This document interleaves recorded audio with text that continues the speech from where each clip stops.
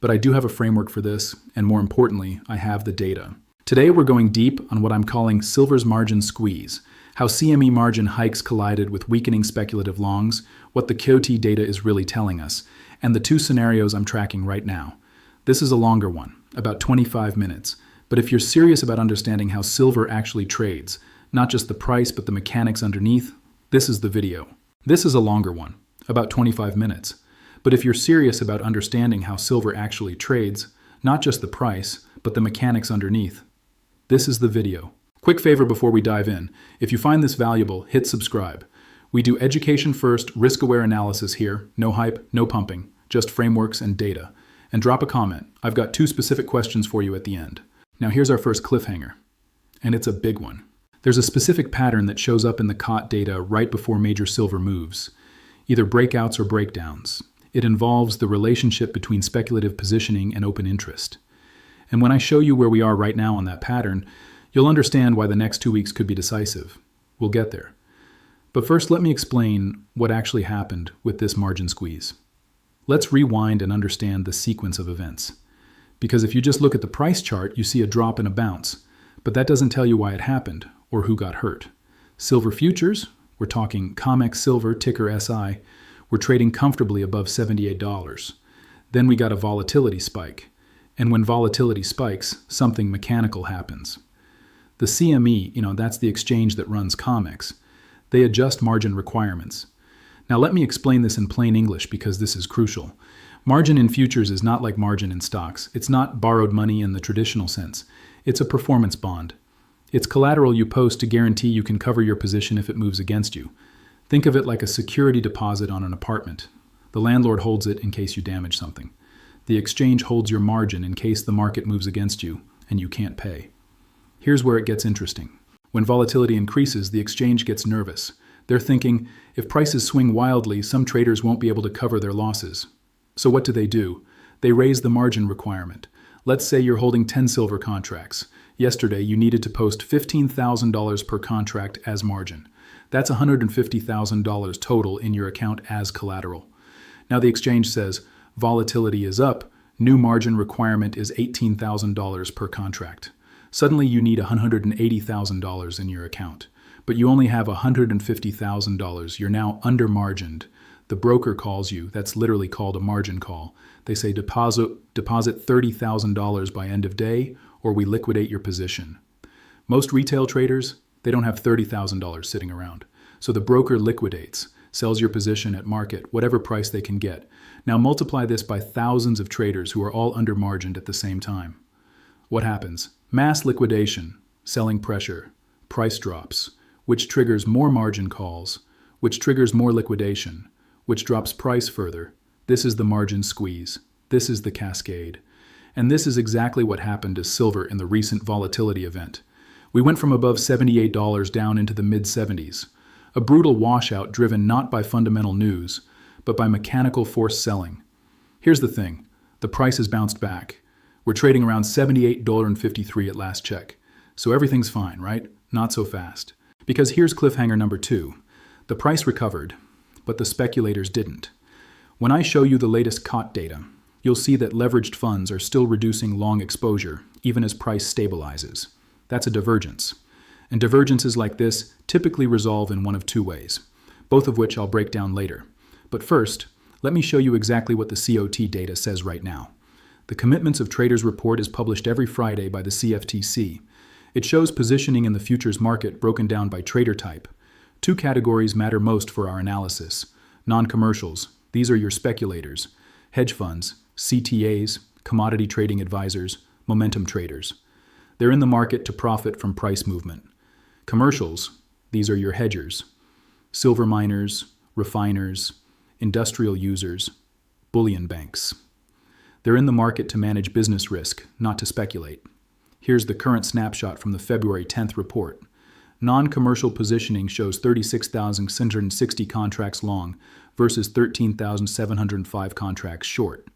That's a net long of about 22,955 contracts. On paper, that sounds bullish.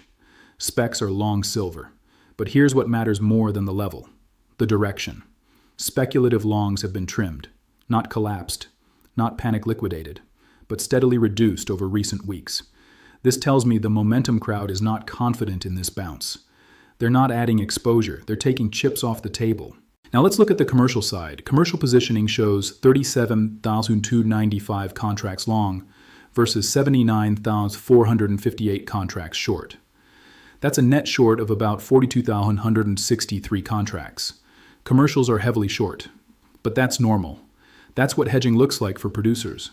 If you're a silver miner, you sell futures to lock in prices for your future production. You're structurally short. The key insight is the size.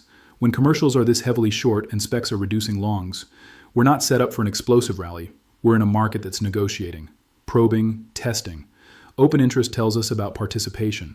Total contracts outstanding sit at 133,641. That's stable. Not expanding, not collapsing. Stable open interest with declining speculative longs and steady commercial shorts. That's a market in transition. The question is, transition to what? Here's how I read this data. Conviction is fading. Participation is steady, but not growing. The margin squeeze flushed out the weak hands, but the strong hands aren't stepping up aggressively either. This is the setup for a resolution. Either buyers return with force and we break higher, or sellers take control and we break lower. Now let me show you the pattern I mentioned earlier. I track a ratio, non-commercial longs divided by non-commercial shorts. This gives me a sense of speculative conviction. Right now, that ratio is about 2.67 to 1.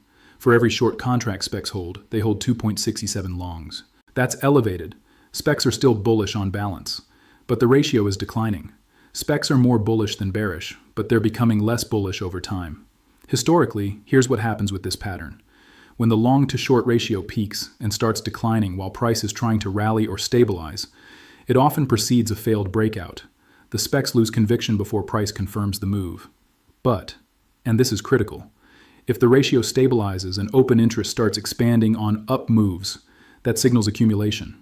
New money entering long. That's bullish confirmation. We don't have that confirmation yet, we have stabilization with fading conviction. That's the honest read. Now let's zoom out and look at the macro environment. Because silver doesn't trade in isolation. 3 external factors are pulling on silver right now: treasury yields, the dollar, and equity market risk appetite. Let's start with yields. The US 10-year Treasury yield is sitting at 4.09% as of February 12th.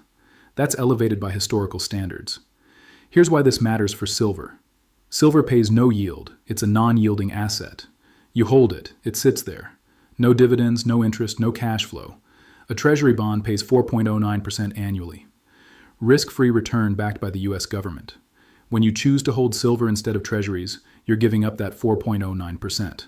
That's your opportunity cost. The higher yields go, the higher your opportunity cost for holding silver. The less attractive silver becomes relative to bonds. Now, can silver rally with yields at 4%? Yes. We've seen it before. Silver isn't purely a yield spread trade, but elevated yields are friction. They make the uphill climb steeper, and when you combine that friction with fading speculative momentum, the math gets harder for bulls. The key level I'm watching, if the 10-year pushes above 4.25%, that increases headwinds significantly. If it drifts back toward 3.90% or below, silver gets breathing room. Next factor, the dollar. The dollar index, DXY. Unfortunately, I don't have a confirmed print for today's snapshot. The data didn't update cleanly at time of recording, but here's the framework you need. Silver is priced in US dollars globally. Every international buyer converts their local currency to dollars to buy silver. When the dollar strengthens, silver becomes more expensive for foreign buyers. That compresses demand. When the dollar weakens, silver becomes cheaper internationally. That expands demand. Dollar up equals silver headwind. Dollar down equals silver tailwind. Without the DXY print, I'm flying partially blind on this variable. So if you're watching this at home, check DXY. If it's breaking higher, add that to the headwind column. If it's rolling over, that's supportive. Third factor, equity markets and risk appetite. Silver is a strange asset because it's dual-natured. Part precious metal, part industrial metal. About 50% of silver demand comes from industrial applications, electronics, solar panels, medical devices. This ties silver to economic growth expectations. So when equities sell off on recession fears, silver can underperform gold because the market prices in weaker industrial demand. When equities rally on growth optimism, silver can outperform gold because industrial demand expectations rise. Right now, I'm watching whether equity markets stay stable or show cracks. A risk-off move combined with higher yields would create a pincer move on silver, pressured from both sides. Let me summarize the macro picture. Yields at 4.09% are elevated and restrictive. Dollar direction is uncertain but critical to monitor.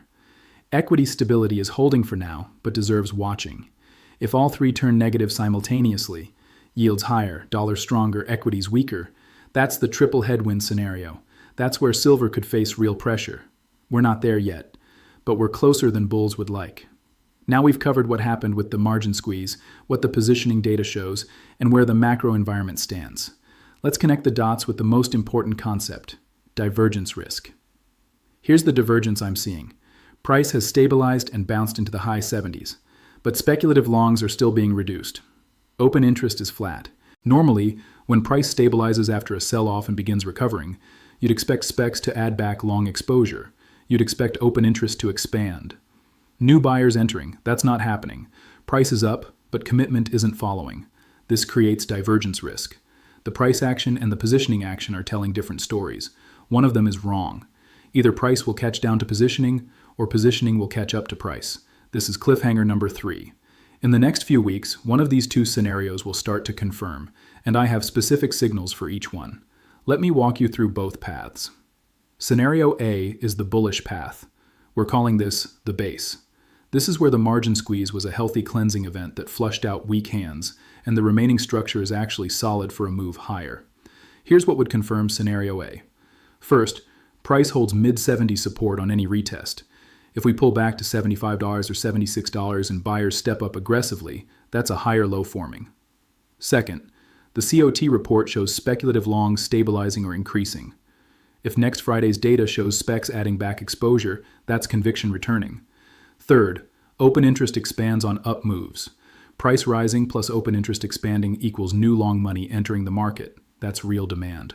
Fourth, the 10-year yield stabilizes or drops. A pause at current levels or a drift toward 3.9% would ease the opportunity cost headwind. Fifth, the dollar weakens. If DXY rolls over, international demand picks up as silver becomes cheaper in local currencies. If Scenario A confirms, the target becomes a decisive break above $80 resistance. Beyond that, the measured move opens up potential toward the mid-80s. Now let's look at Scenario B. We're calling this the bull trap. This is where the bounce is a sucker's rally, drawing in late buyers before a secondary leg down. Here's what would confirm Scenario B. First, price breaks below mid-70s support. A daily close below $74 on volume would be a structural breakdown. Second, the COT report shows continued reduction in speculative longs. If specs keep trimming even as price tries to stabilize, they're voting with their feet. Third, open interest contracts on down moves. Falling price plus falling open interest signals long liquidation, trapped bulls exiting. Fourth, the 10-year yield pushes above 4.25%. Higher yields would accelerate the flow out of non-yielding assets. Fifth, the dollar rallies. A stronger DXY would add currency headwinds and trigger international selling pressure. If Scenario B confirms, we'd likely see silver break below $74 and potentially retest the $70 psychological level. The margin squeeze would prove to be just round 1. Let me give you my honest assessment of probabilities. Right now, I weight these roughly as follows. Scenario A, the bullish base case, I give about 45% probability. Scenario B, the bull trap, I give about 35% probability. The remaining 20% goes to an extended consolidation, where we chop between $74 and $80 for weeks, without resolution. My stance is cautiously bullish with a clear invalidation level. Price is holding support, specs are still net long, the structure hasn't broken, but I'm cautious because momentum is fading, yields are elevated, and we don't have confirmation yet. This is not a high conviction long setup. It's a respect the levels and wait for confirmation setup. Here's the risk statement, and I want you to hear this clearly. The major threat right now is a renewed USD rally or further rise in Treasury yields. Either of these could quickly invalidate the rebound and trigger another margin-driven liquidation wave. The margin squeeze we saw, that can happen again. It can happen faster and harder if the macro environment turns hostile. Know your risk, know your exits, size appropriately.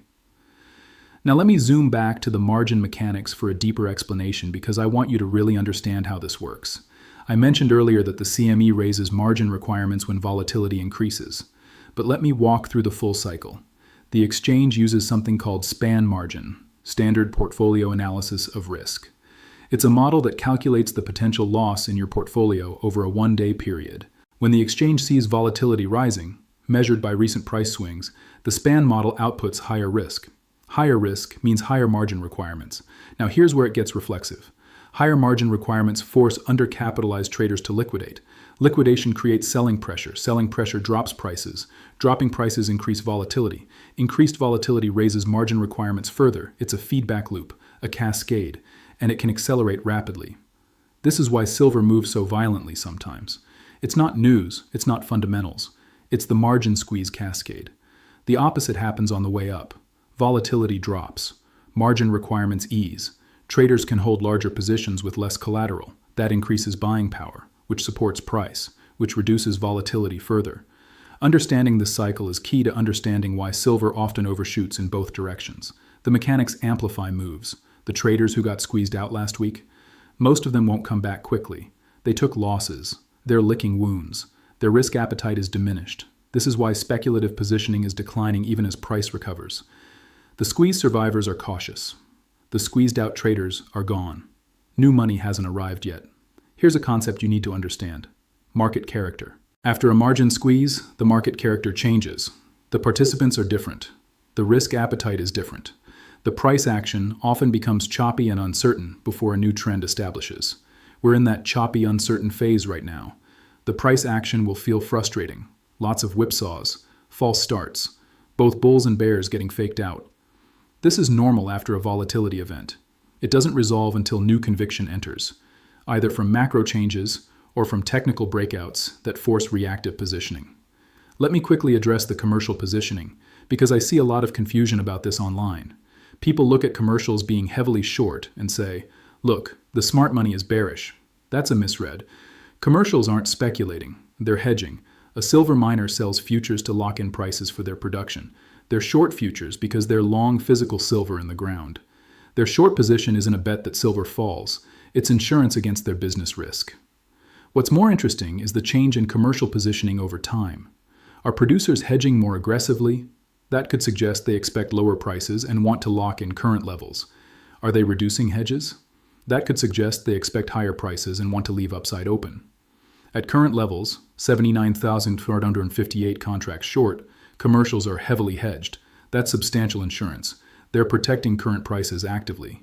But again, this is normal behavior for producers. I wouldn't read it as bearish. I'd read it as producers being prudent given elevated prices. The real signal is in the speculative positioning. That's where directional bets live. Let me give you some historical context for why this setup matters. Back in 2021, we saw a similar pattern. Silver had a volatility event. Specs reduced longs during the recovery. Price chopped for about 6 weeks. Then we got a resolution. In that case, to the upside once specs confirmed by adding back exposure. In 2022, we saw the opposite. Volatility event. Specs reduced. Kept reducing. Price eventually broke down, and we got another leg lower. The pattern isn't predictive by itself, but it tells you that spec confirmation or denial is the key variable to watch. That's why the next 2 to 3 COT reports are so important. Friday, February 14th, Friday, February 21st, Friday, February 28th. Those reports will tell the story. Are specs confirming the bounce by adding exposure, or are they denying it by continuing to reduce? That's the question that determines whether scenario A or scenario B plays out. Now let's put together the watch list. Here are the 5 things I'm tracking over the next 2 weeks. Number 1, silver price action at the $75 level on any pullback. Does support hold? Do buyers step up? Or does it break? The quality of the defense at support tells me everything about underlying demand. Number 2, COT report evolution over the next 3 weeks.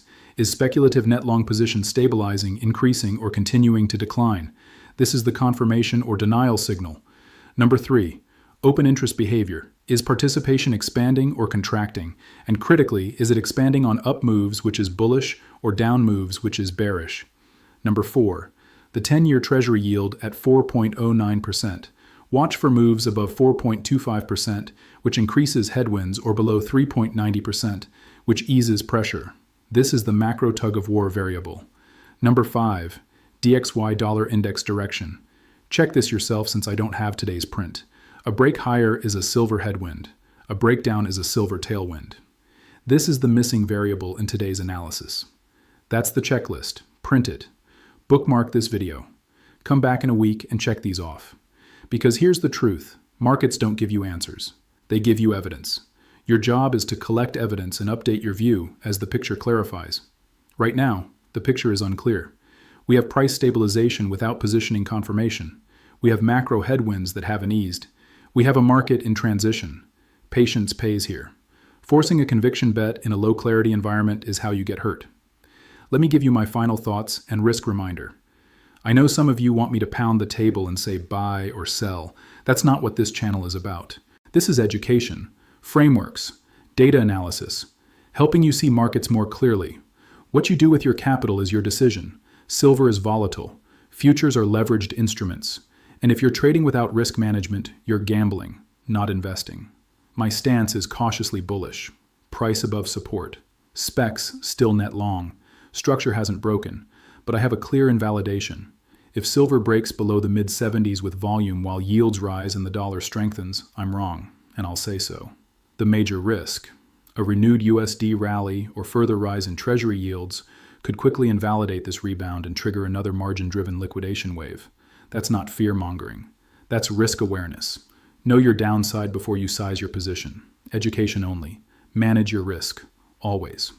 Now I promised 2 questions for the comments, and I genuinely want your input. Question 1 is binary. Silver at $78, base or bull trap? Type base or trap in the comments. I want to see where this community stands right now. Question 2 is pick one of 3 signals. Which signal would change your outlook most? Type A, B, or C. A is COT shows specs adding significant longs. B is 10-year yield drops below 3.9%. C is dollar index breaks down through support. I'm genuinely curious which variable you're weighting heaviest. Let me know. That's it for today's deep dive. This was a longer one, but if you made it this far, you now understand margin mechanics, COT positioning dynamics, macro headwinds, and the 2 scenarios that could play out from here. That puts you ahead of 95% of silver traders who are just watching price and guessing. If this was valuable, share it with someone who needs to see it. Subscribe for more breakdowns like this.